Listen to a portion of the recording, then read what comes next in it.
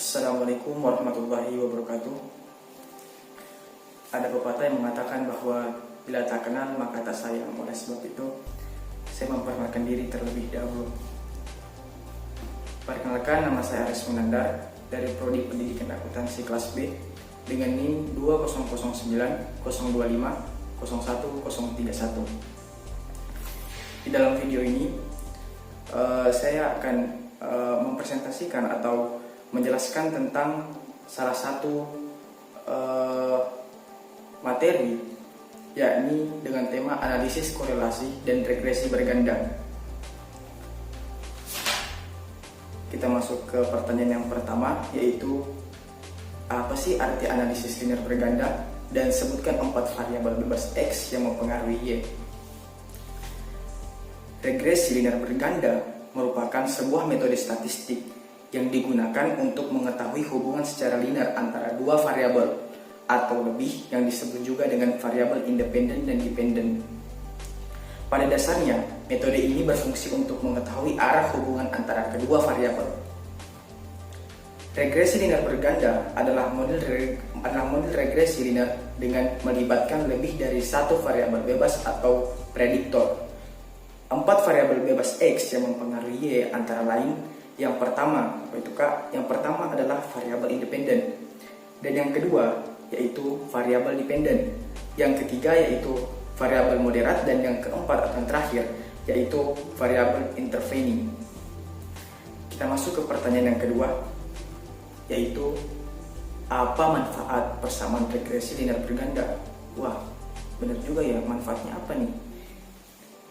Jadi, tujuan atau manfaat dari analisis regresi linear berganda adalah mengetahui seberapa besar pengaruh beberapa variabel bebas terhadap variabel tidak bebas, dan juga dapat meramalkan nilai variabel tidak bebas apabila seluruh variabel bebas sudah diketahui nilainya. Lalu pertanyaan ketiga, jelaskan dengan contoh arti koefisien parsial dan koefisien determinasi parsial. Koefisien parsial merupakan suatu korelasi yang menjelaskan korelasi antara satu variabel dengan variabel lainnya yang dianggap konstan. Sedangkan koefisien determinasi parsial atau disingkatnya R⁻², digunakan untuk mengetahui persentase pengaruh variabel bebas X1 dan X2 terhadap variabel tidak bebas Y. Kita masuk ke pertanyaan yang berikutnya, yaitu pertanyaan keempat. Apa arti dan contoh koefisien regresi parsial?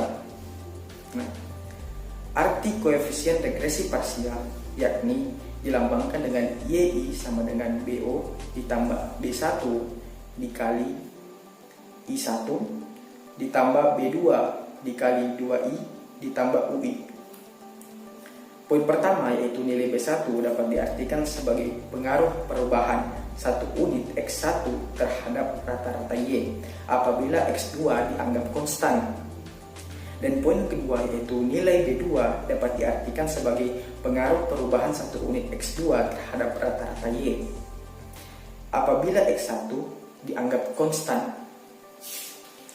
Kita masuk ke pertanyaan kelima, yaitu jelaskan apa arti perkiraan interval koefisien regresi parsial.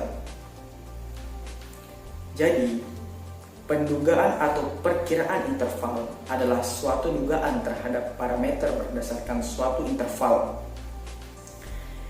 Di dalam interval, kita harapkan dengan keyakinan tertentu parameter itu akan terletak. Hasil pendugaan interval ini diharapkan akan lebih objektif.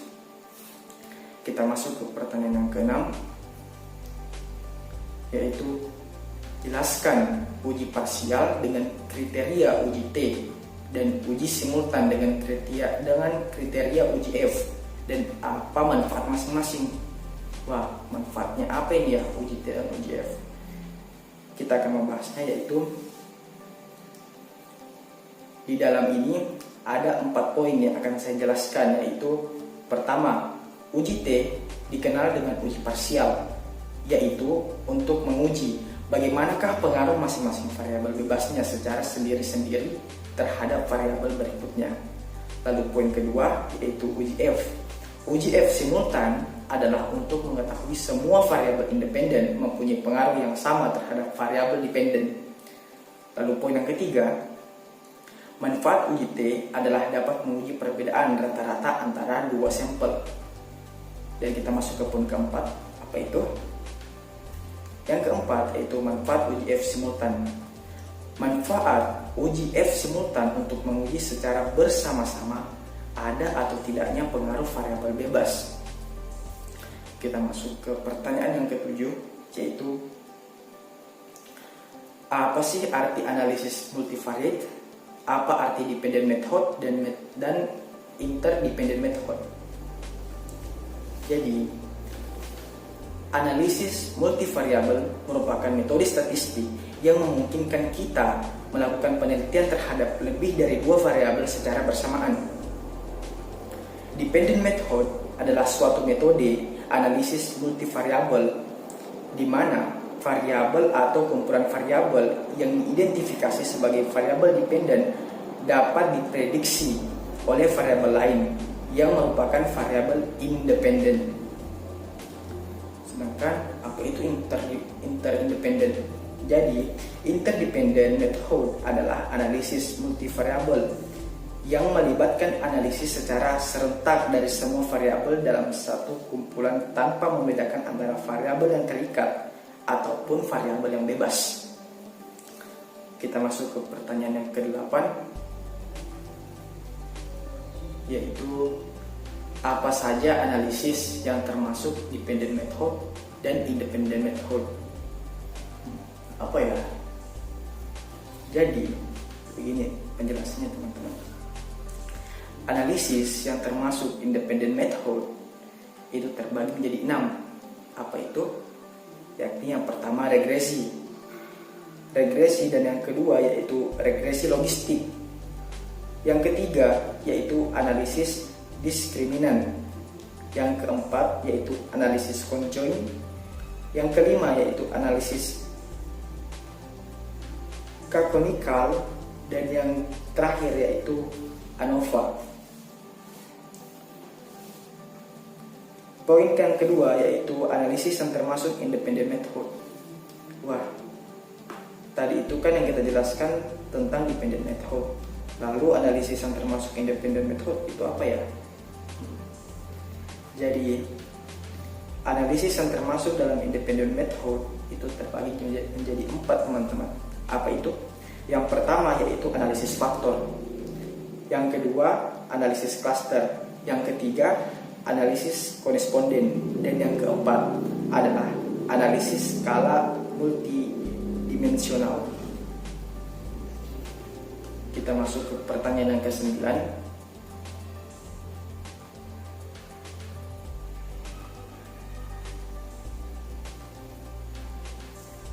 Apa arti model penelitian satu persamaan dan banyak persamaan? Yang artinya persamaan tunggal dan persamaan simultan. Apa ya kira-kira? Jadi jawabannya adalah persamaan tunggal, yaitu terdiri dari satu persamaan atau beberapa persamaan di mana antar persamaan tersebut tidak ada hubungan. Persamaan simultan yaitu terdiri dari beberapa persamaan di mana secara matematis dan fenomena antar persamaan ada hubungan. Kita masuk ke pertanyaan yang terakhir, yaitu pertanyaan yang ke-10. Apa sih perbedaan analisis jalur path analysis dan SEM atau Standard Equation Modeling Equation? Apa ya? Jadi penasaran kan? Langsung kita membahasnya. Jadi seperti ini teman-teman. Analisis jalur hanya untuk menganalisis variabel konstruk, sedangkan pada SEM semua variabel, baik variabel indikator maupun variabel konstruk, dianalisis secara bersama-sama dalam satu model. Baiklah, dengan pembahasan atau jawaban dari soal nomor 10 tadi, maka berakhir pula video ini. Demikian apa yang dapat saya sampaikan, kurang lebihnya mohon dimaafkan. Wassalamualaikum warahmatullahi wabarakatuh.